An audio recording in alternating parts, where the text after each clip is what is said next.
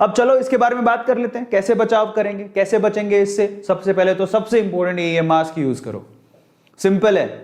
और मैं आपको थोड़ी देर पहले पता है एक बात बोल रहा था, मैं क्या कह रहा था, आगे आने वाले समय में कोई भी वायरस आए, मैं आपको एक तरीका बताता हूं, आप किसी भी वायरस से बच जाओगे। वायरस बाद में आएगा, पता नहीं कब आएगा, और वायरस की वैक्सीनेशन, वैक्सीन जो है उसको बचाने वाली वैक्सीन तो और भी बाद में आएगी।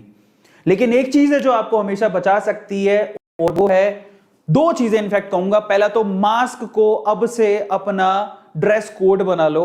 अब जब भी बाहर निकलो मास्क पहन के निकलो, लोग चाहे कुछ भी कहें।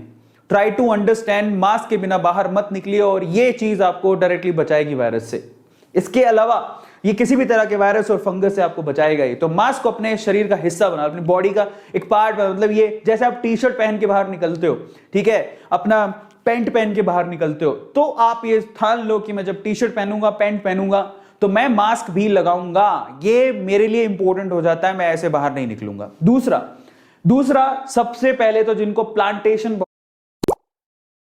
जो घर पे प्लांट वगैरह लगाते रहते हैं, तो वो मिट्टी के साथ ज्यादा कांटेक्ट में रहते हैं, और मिट्टी आपको पता है गीली होती है और उसमें फंगस होते हैं। जरा समझिए, खाद में फंगस होते हैं, मिट्टी में फंगस होते हैं, और वहां पर अगर आप बिना ग्लव्स के खाद को या मिट्टी को आप हाथ लगा रहे हो, और अगर आपकी इम्यूनिटी ठीक नहीं है, आप तो सोचेंगे चलो मैं बीमार तो हूं ही, लेकिन मैं पौधों के संपर्क में रहूंगा, पौधों के साथ रहूंगा, तो मैं बचा रहूंगा। तो आपने प्लांटेशन शुरू कर दिया, लेकिन उसी से आपको ब्लैक फंगस हो गई, क्योंकि आपने यहां पर ग्लव्स का इस्तेमाल नहीं किया। समझिए, आपके चारों तरफ वायरसेस है, एक्टिव वायरसेस है, फंगसेस भी हैं।